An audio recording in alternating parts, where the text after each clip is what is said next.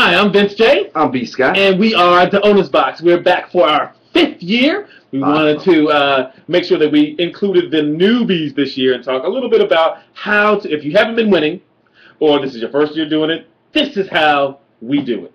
Let's jump right on in. So, when should you prepare for the draft? I start preparing for the draft immediately after the Super Bowl. I start looking at what potentials, what free agents are going to be out there, who needs what, who's positioned where in the draft, what trades have been made. Mm-hmm. You know, I start right away. Mm-hmm. ESPN, right? You know, NFL Network. You know, Twitter, blogs, all of the above.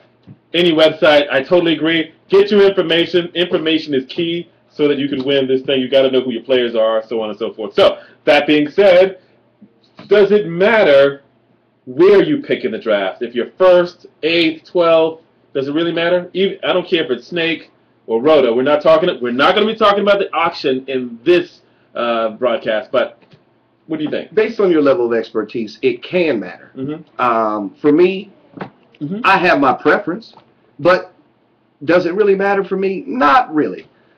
We bouncing, y'all.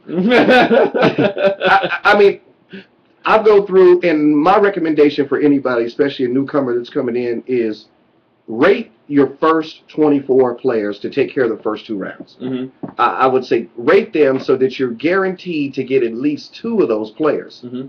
at that point, based on that's based off of a 12-team. Okay, league. So you make sure that you got your list together, do your homework, grab a magazine, or like we said, do something so that you know who you're talking about and figure out what they are saying, then make your adjustments. They don't know everything. Right. Go with your gut, or listen to me. 1 and 2. All right, so after that, if you don't get one of that, okay, well, let's say this. What if you do get the very first pick of the draft? Who do you go with? Aaron Rodgers. You didn't even let me finish. Aaron Rodgers. Okay, so Aaron Rodgers, and actually, I may agree with that. That would be the first person I take. Now, all the mock drafts that we've done, running backs 1, 2, 3. Wow, amazing. But if it were you, take a quarterback. Quarterbacks, those top 3, top 5 quarterbacks will make the most amount of points, and that's where you want to start. That's your starting point. Okay, so after that, what is your strategy? Do you go with best available? Do you go by position, like if it's running back first, or do you go by value? It's a combination.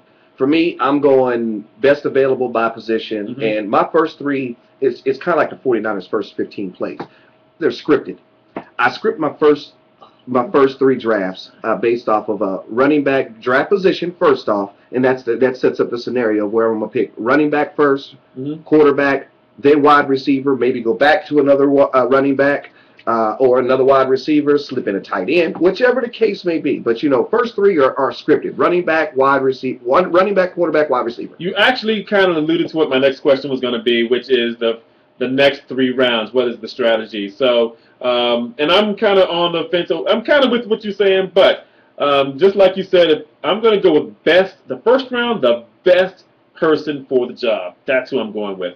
And I figure out who it is. Second one, I'm going with maybe the opposite.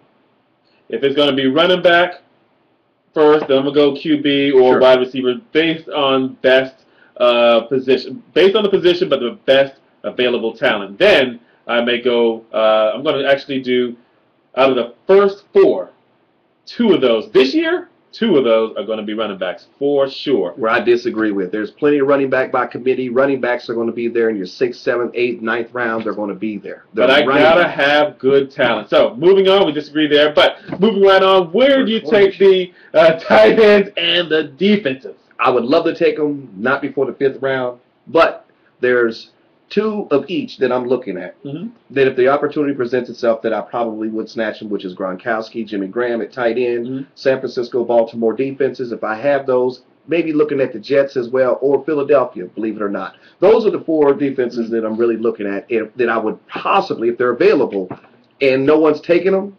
any of those positions, mm-hmm. then I'd wait till the 5th round. Wow, yeah, I'm by feel on that. So it depends on those. I'll let a few guys go, but when my 3rd or 4th comes, hey, I'm picking. If it's the 5th, 6th, 7th, 8th round, it doesn't even matter. Well, guys, that kind of ends it for us. I'm Vince J. I'm B.Scott. We are going to finish this up real soon. You can always check us out on Twitter at twitter.com slash the owner's box or This is a teaser, man. We got all season long. This is the first gonna one. Be You gotta stick with this. Uh, Track me this year. Just like the Niners Super Bowl, baby. Whatever. We are out.